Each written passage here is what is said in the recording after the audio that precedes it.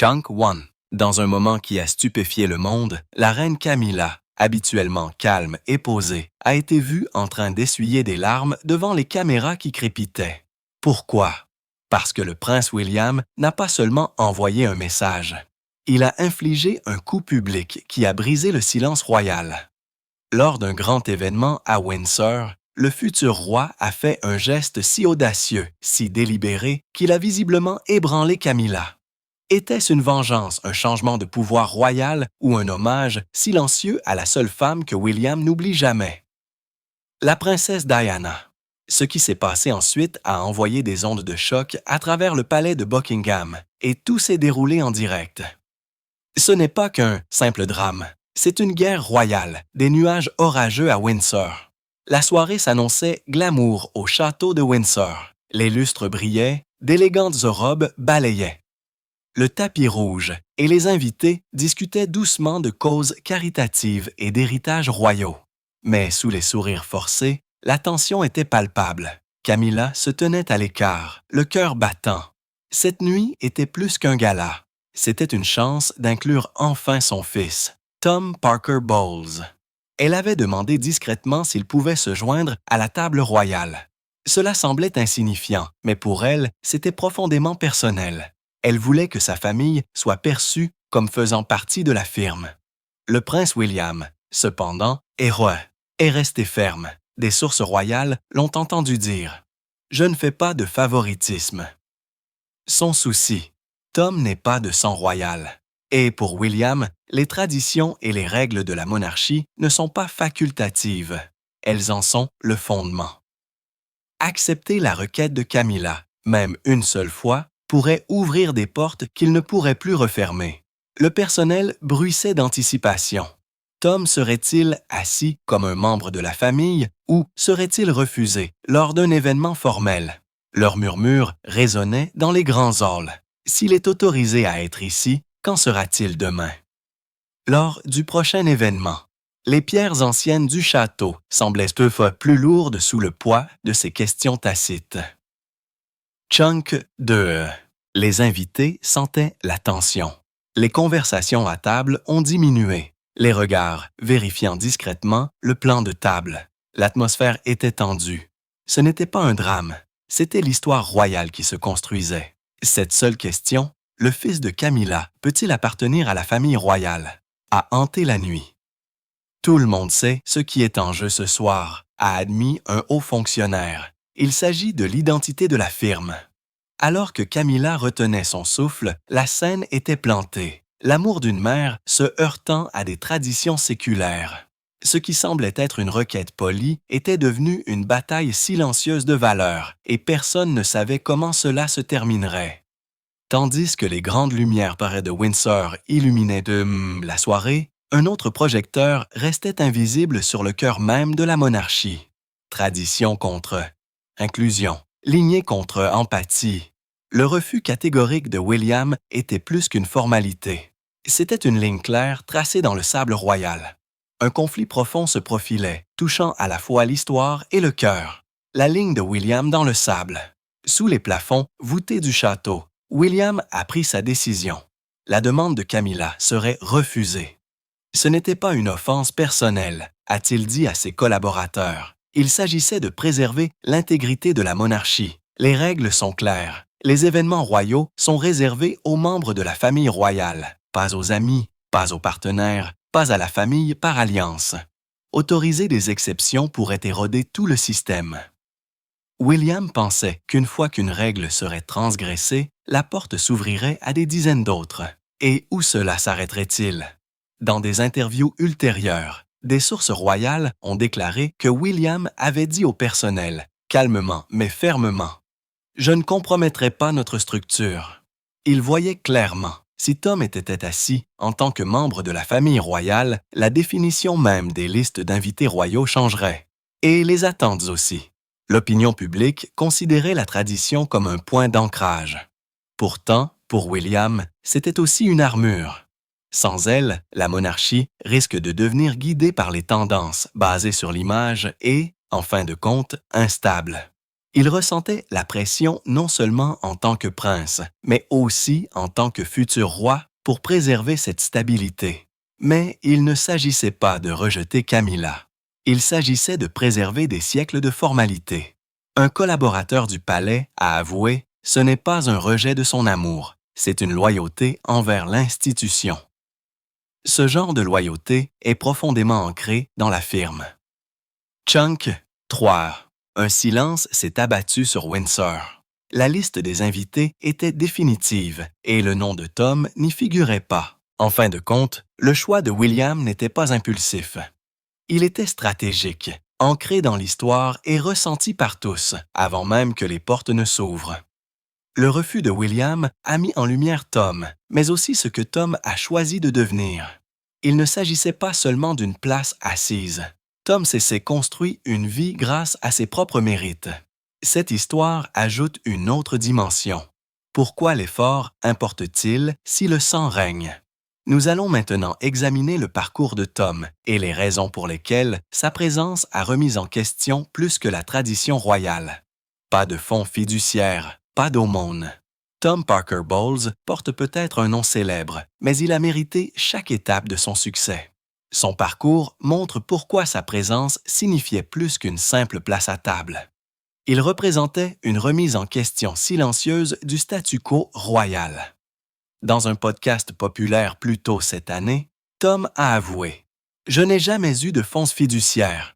J'ai gravi les échelons comme beaucoup d'autres, sans lien avec les avantages du palais, sans compte bancaire caché. » Il a bâti sa carrière à partir de zéro. D'abord les relations publiques, puis l'écriture, puis la cuisine. Son livre de cuisine, publié en 2024, célèbre les recettes royales.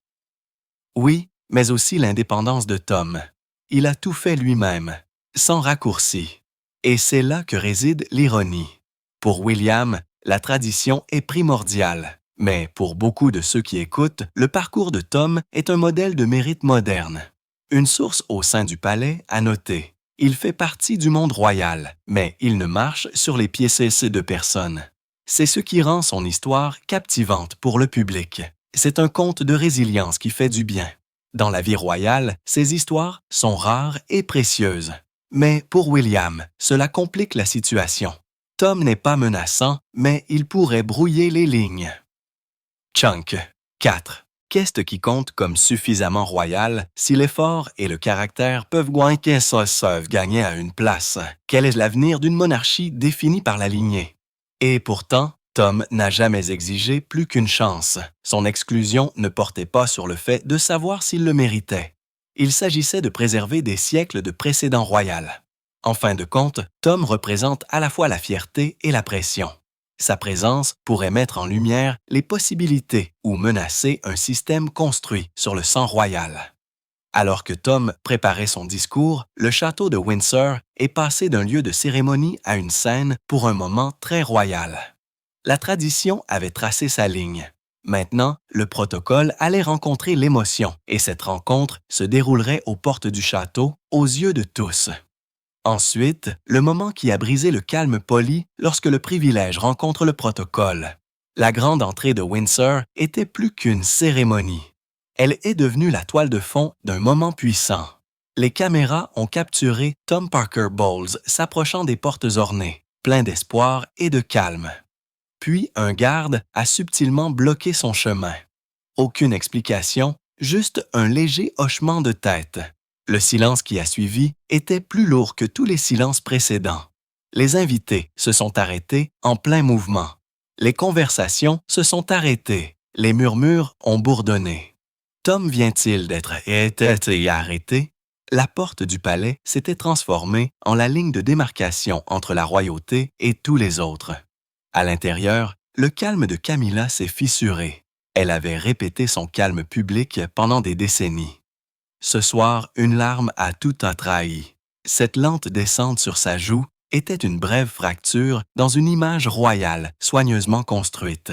Un moment de vulnérabilité humaine brute. Les journalistes ont senti le drame.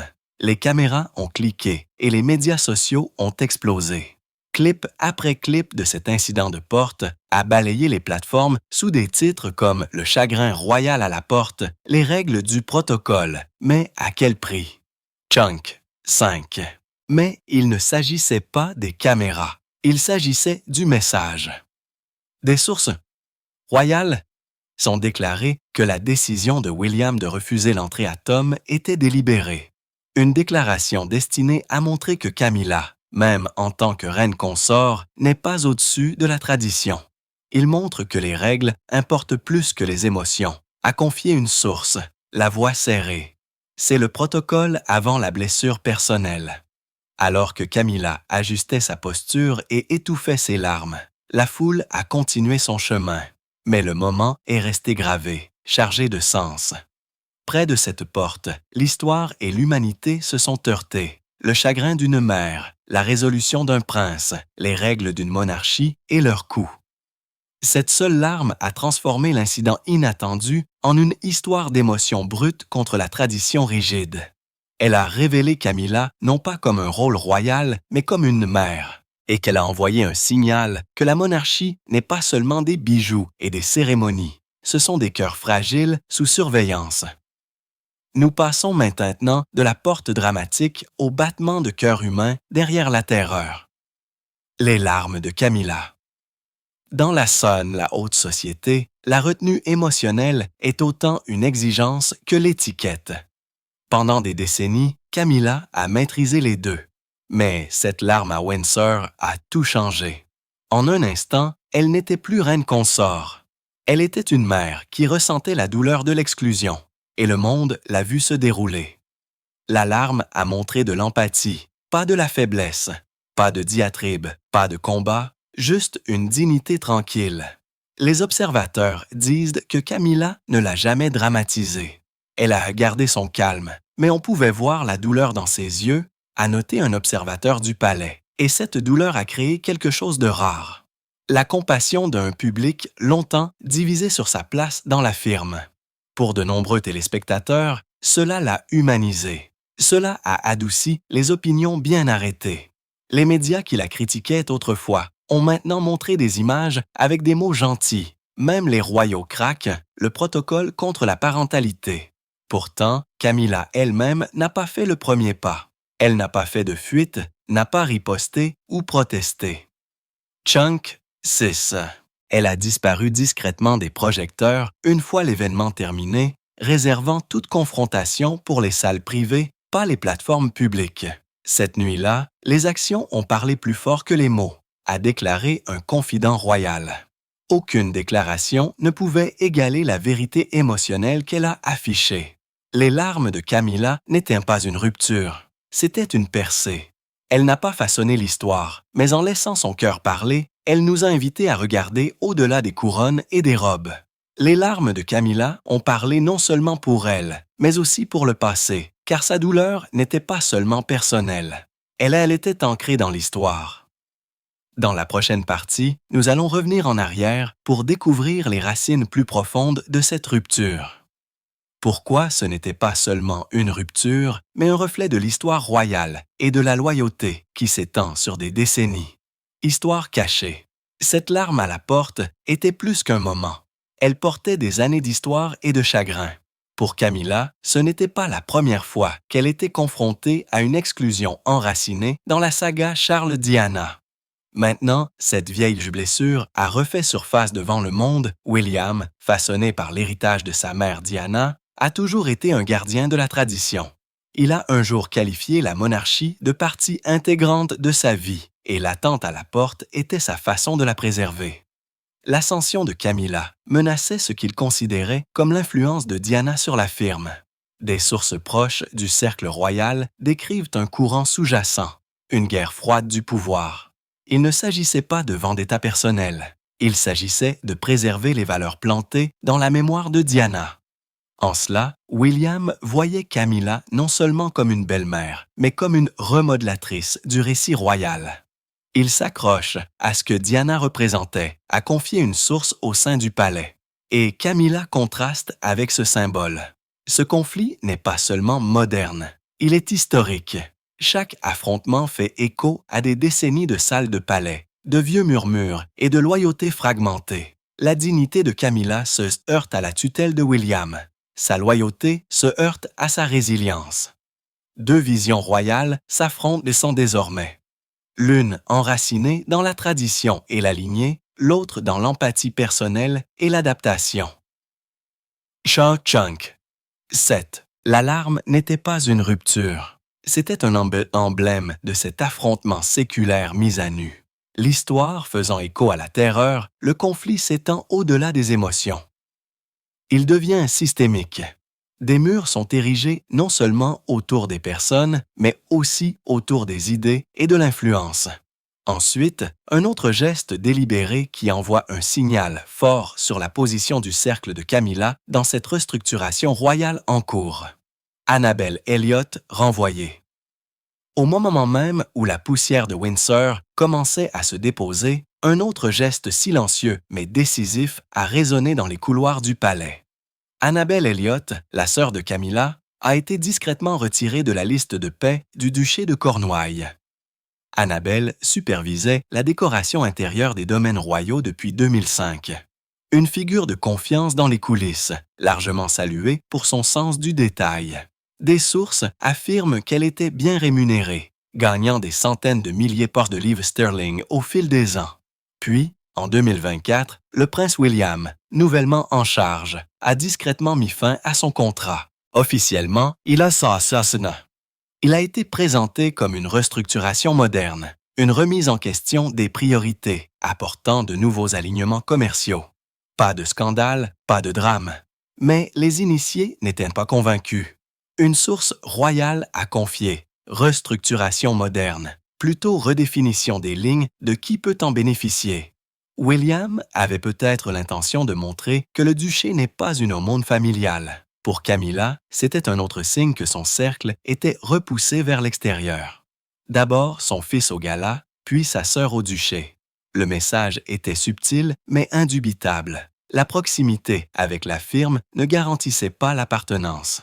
Une source anonyme au sein du palais a soupiré. Ce n'est pas personnel, et pourtant, ça fait mal comme si ça l'était. Et c'est vrai, ce n'était pas une trahison soudaine, mais le point culminant d'une dynamique de pouvoir changeante. Restaurer la confiance du public en coupant les initiés peut sembler responsable, voire prudent pour certains, mais pour d'autres, cela ressemblait à une exclusion émotionnelle. Surtout après l'alarme aux portes, Camilla a vu tout se dérouler. Pas de protestation publique, pas de note de service du palais, juste un autre changement silencieux. Une pièce de plus retirée de son réseau de soutien familier. Ce geste en dit long dans une monarchie qui valorise le symbolisme. Le renvoi d'Annabel raconte un récit plus profond.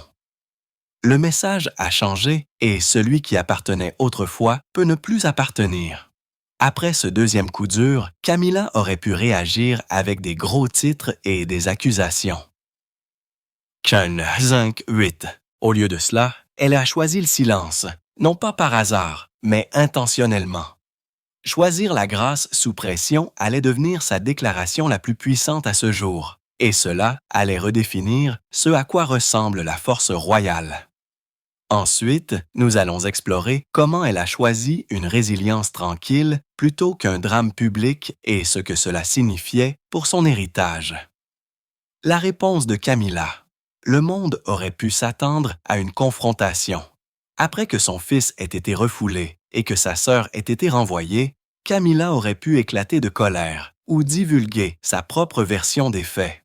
Au lieu de cela, elle a choisi une dignité tranquille.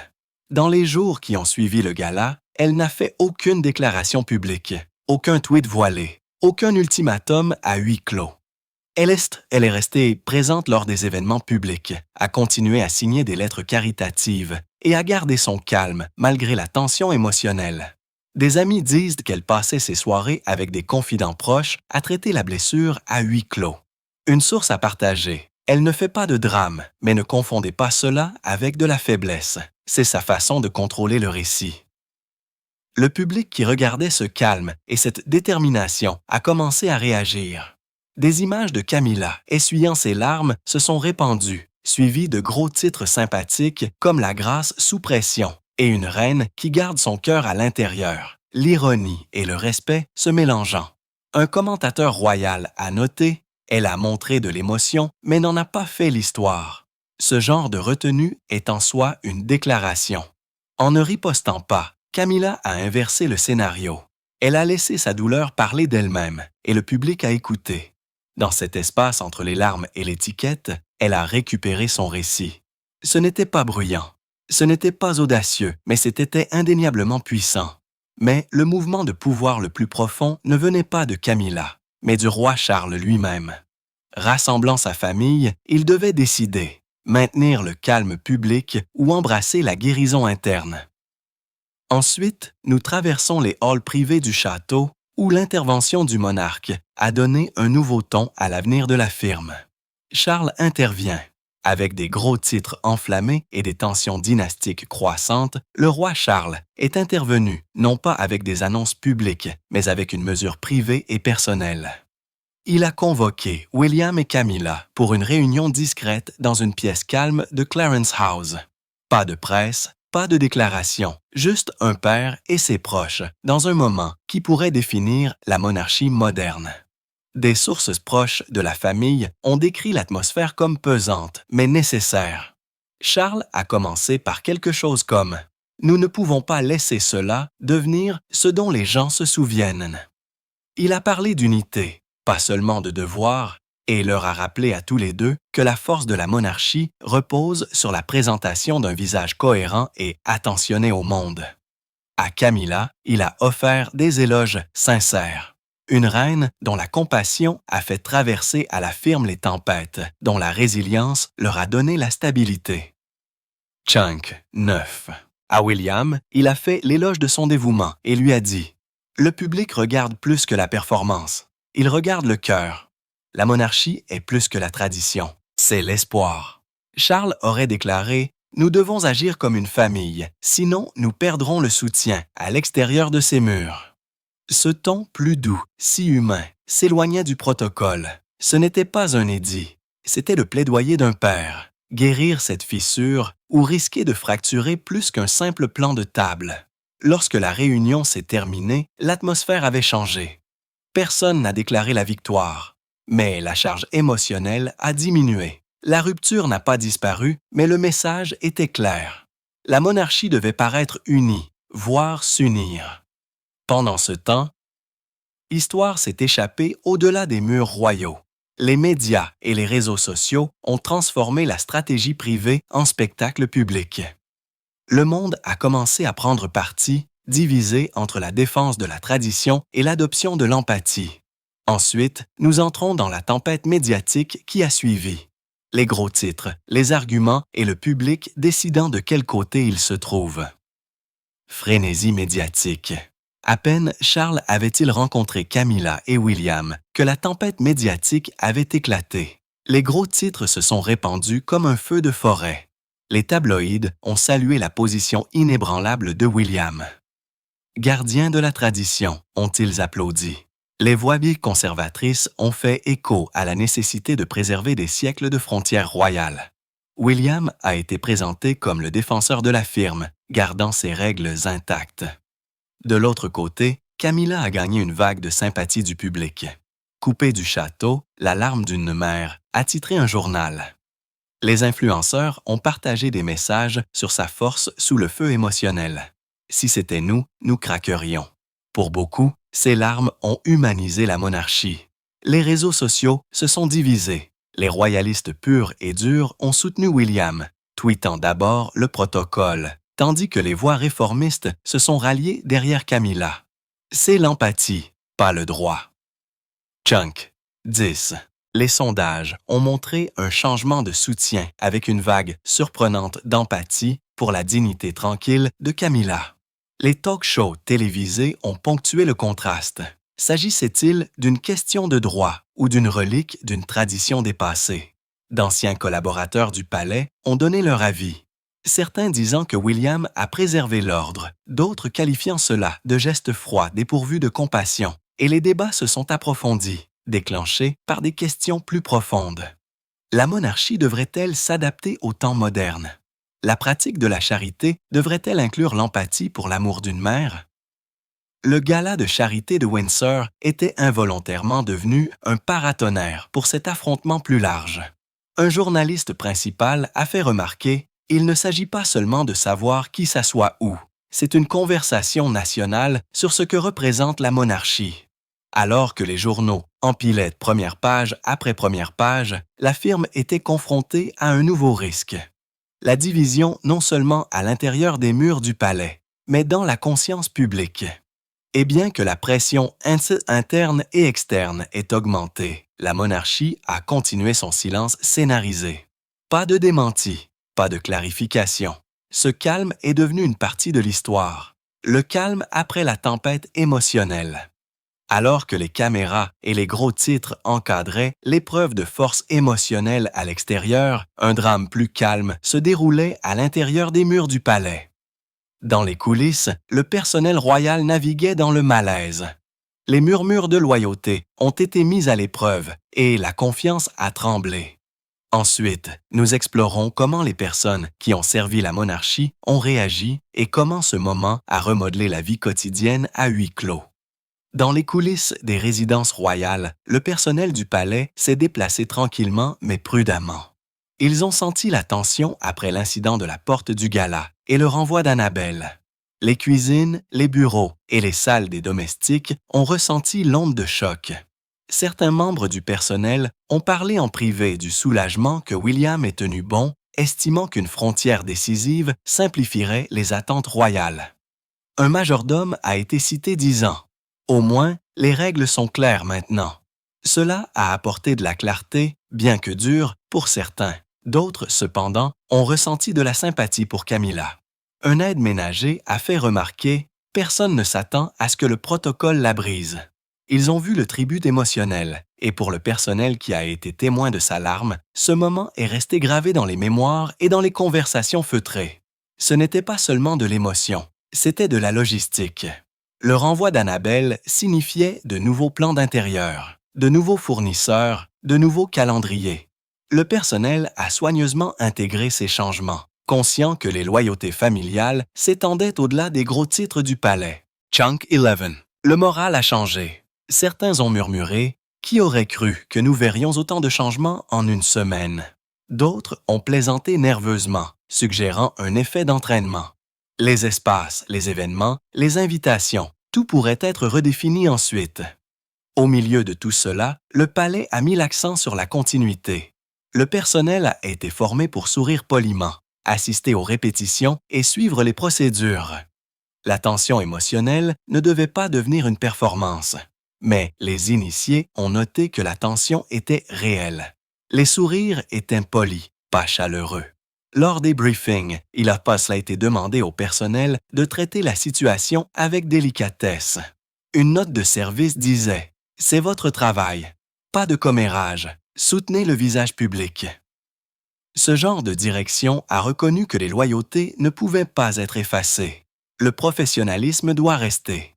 Derrière l'éclat de l'attention du public, un règlement de compte plus tranquille s'est produit. Traumatisme caché, loyauté changeante, un sentiment d'être entre la tradition et l'empathie.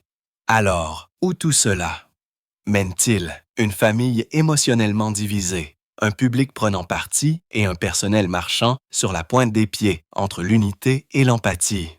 L'avenir de la firme dépend maintenant de la capacité de l'empathie à coexister avec la tradition, ou si l'une doit céder. Ensuite, nous explorerons le symbolisme derrière ces choix et la bataille qui façonne l'identité de la monarchie à l'avenir. Ligne symbolique tracée. Si l'incident de la porte a marqué la ligne de départ émotionnelle et que le renvoi d'Annabelle a tracé la limite, leur combinaison met maintenant en évidence un duel non résolu. Tradition contre empathie. Mais qu'est-ce que cela signifie pour la monarchie? La fermeté de William représente une ligne rouge. La monarchie doit préserver la lignée, les règles et le respect. Les invitations, les sièges et les privilèges sont définis par le droit de naissance. Cette clarté maintient la cohésion, mais risque de paraître insensible. L'émotion visible de Camilla, d'autre part, a offert une connexion humaine des sentiments ordinaires de la royauté. Elle a rappelé au public que derrière les couronnes et les robes, il y a des cœurs, que l'intelligence émotionnelle peut adoucir le pouvoir. Le contraste était frappant. Les selfies diplomatiques n'ont pas adouci William ni brisé le calme de Camilla. Un expert a déclaré « c'est le yin et le yang de la monarchie, le cœur et l'héritage ». Les lignes sont maintenant tenant indubitables pour les royalistes convaincus. Chunk, Dubuz. Le maintien de la lignée est essentiel pour les progressistes. L'ouverture émotionnelle signale la pertinence. Le palais incarne maintenant les deux visions. Tom Parker Bowles est devenu plus qu'un nom. C'est un symbole. Indépendant, loyal, mais à l'extérieur. Son exclusion a montré que le mérite ne peut pas l'emporter sur la lignée ou ne le peut pas encore. Chaque détail porte maintenant un poids. Le siège vide, le nom retiré de la liste de paix, les excuses non prononcées. Il raconte une histoire passée à Tonsai, une histoire de formation d'identité. La firme se dit à elle-même et au monde qui elle veut être. La monarchie se trouve à la croisée des chemins. Restera-t-elle une forteresse de la tradition ou deviendra-t-elle une famille qui pardonne les écarts? Cette question définit maintenant l'avenir de Windsor. Pas la politique, pas les relations publiques, mais l'identité. Tout cela prépare le terrain pour la suite. William va-t-il redoubler d'efforts? Charles va-t-il négocier une paix réelle ou des alliances plus strictes? Camilla va-t-elle laisser les choses cachées ou remodeler discrètement les perceptions? Et le sentiment du public influencera-t-il le résultat? Ensuite, nous posons la plus grande question. Quel est l'avenir alors que ce drame royal se déroule et s'il réécrira l'avenir de la couronne? Qu'est-ce qui va suivre? Les portes se sont fermées, l'alarme a séché et maintenant Windsor retient son souffle. Qu'est-ce qui va suivre? Les réponses pourraient remodeler la monarchie. William va-t-il redoubler d'efforts? Il deviendra bientôt roi. Ce siège exige de nouvelles limites. Attendez-vous à ce que les sièges, les invités et les rôles royaux soient enfermés dans la tradition. Chunk 13. Aucune exception pour les familles de second rang. Charles va-t-il négocier une paix plus profonde? Il est déjà intervenu, mais la diplomatie privée se transformera-t-elle en une unité visible? Peut-être une photo, un événement conjoint, une poignée de main. Le monde regarde. Camilla va-t-elle se battre discrètement? Elle n'est pas étrangère à la stratégie silencieuse, sa grâce a brisé les cœurs. Mais va-t-elle tirer parti de la compassion discrètement, en construisant une image publique positive qui modifie les perceptions? La sympathie du public pourrait-elle faire pencher la balance? Les sondages montrent que l'empathie augmente. La couronne a besoin de la confiance du public. Une monarchie perçue comme inflexible perd de sa pertinence et la pression monte. Tom reviendra-t-il? S'il est invité au prochain gala, regardez la réaction du monde. Un livre de cuisine mis en avant, un discours, un caméo. Tout signe pourrait rouvrir les débats sur le mérite par rapport au droit de naissance. Plus que des personnalités sont en jeu. Ces choix définissent l'avenir d'une monarchie. La hiérarchie va-t-elle l'emporter sur le cœur ou l'empathie forgera-t-elle un nouvel héritage? La réponse ne réside pas dans le protocole, mais dans la capacité de la couronne à évoluer sans perdre ses racines. Continuez à regarder, car cela pourrait être le chapitre déterminant de l'histoire future de Windsor.